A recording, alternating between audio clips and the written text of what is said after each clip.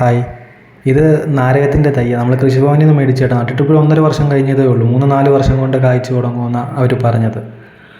അത്യാവശ്യം നല്ല രീതിയിൽ മരം പോലെ ആയിട്ട് മുഴുത്ത കാ ഉണ്ടാകുന്ന ടൈപ്പ് നാരകം. അപ്പോൾ ഇതിൽ നിന്ന് പുതിയ തൈ ഉൽപ്പാദിപ്പിക്കുന്ന ചെറിയൊരു ട്രിക്കാണ് ഞാൻ ഈ വീഡിയോയിൽ പറയുന്നത്. ഇതുപോലെ ചെറിയ ശിഖരങ്ങൾ താഴത്തോട്ട് വീണ് കിടപ്പുണ്ടല്ലോ, നമ്മൾ അതിൻ്റെ ഇടയിൽ ബ്ലേഡ് കൊണ്ട് അവിടെ ഇവിടെയൊക്കെ ആയിട്ട് പൂറിച്ചിട്ട് ഇതിൻ്റെ മണ്ണിട്ട് മൂടുവാണ്. ഏകദേശം ഒരു 1.5-2 മാസം കൊണ്ട് പുതിയ തൈയായിട്ട് മാറും. അതിലും നല്ല ട്രിക്ക്, നമ്മുടെ വീട്ടിൽ ചെറിയ ചട്ടിയോ ട്രേയോ എന്തെങ്കിലും ഉണ്ടെങ്കിൽ ഇതിൻ്റെ ചവിട്ടിൽ നിന്ന് തന്നെ മണ്ണെടുക്കണം.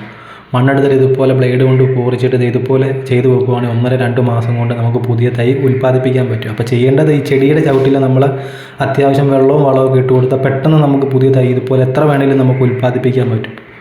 അപ്പം നല്ല പെട്ടെന്ന് കായ്ക്കുന്ന തൈകൾ നമുക്ക് കിട്ടും.